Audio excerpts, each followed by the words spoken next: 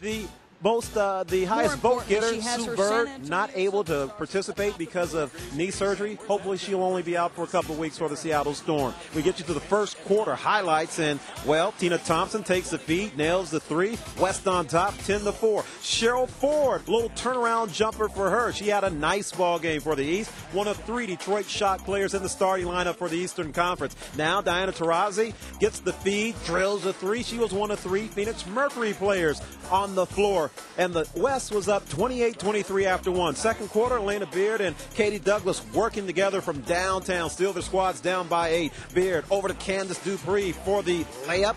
West leads 53-51. Now Beard to Dupree, and this game is tied at 53 apiece at the break. Anybody's ball game. Bill Lane Beard says we got to talk and see what we can do in the second half. And his player, Cheryl Ford, rebounds, passes it out to Tamika Catchings. Her Indiana Fever, best record in the WNBA right now, and her Eastern Conference on top by 5. Now final seconds of the third quarter, Alicia Milton-Jones from the hometown Washington Mystics beats the buzzer, and her club is up by 11, 78-67 at the end of 3. Fourth quarter, winning time. Beard says, I can do this for the hometown crowd. Puts her club up by 13 points, 80-67, just like that. Deanna Nolan gets it to Ford.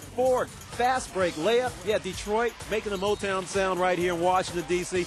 15-point advantage for the East, but the West does not back down. They would get right back into this ball game. Simone Augustus gets the board, hits the jumper, pulls her club to within 9 points. It's 101-92. Now Augustus gets another board, and she gets it out to Tina Thompson. Hey, a minute to go in the ball game. West only down by 6. It's a 101-95 ball game, and they keep on coming right back at them. San Antonio Silver Stars Becky Hammond hits the three. Her club's only down by 3. Diana Taurasi says, way to go, guys. Well, less than 40 seconds left in the game. Tamika Catchings over to Anna DeForge, and this would be a clutch basket. DeForge says, that's why I'm an all-star. And the Eastern Conference wins it by 4. That's your MVP, Cheryl Ford of the Detroit Shock.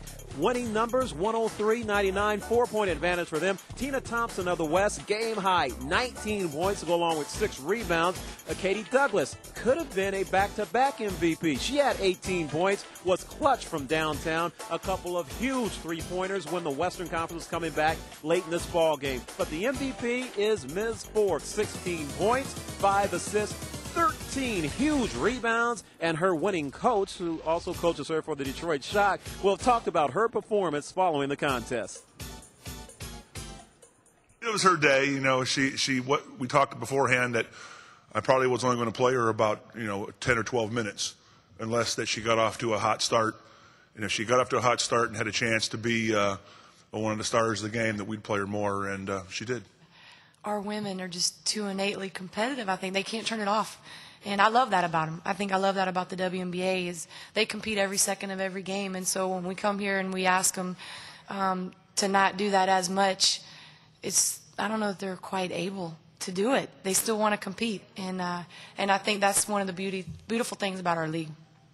I think other than my home fans in Houston, I think that Washington, D.C. probably has the best fans in the WNBA. Other than Houston, Texas, I think that they have an awesome view of the game, very unbiased in that although this was an Eastern Conference hosted game, they enjoyed the basketball in general. And I felt that being Houston Comet and coming in here and playing against the Mystics, they enjoy great women's basketball, and it shows in the way that they support the game and that they cheer. I felt great. I remember, the moment I entered the game, and I think we were shooting a free throw. I stood at the top of the key with my hands on my hips, and I just sort of glanced around, the entire arena, and I was in awe. I was very excited and thankful that we do have fans. We do have passionate fans that, want to support the league, and it was a great experience, and it's just something that you close your eyes and you dream of playing in front of.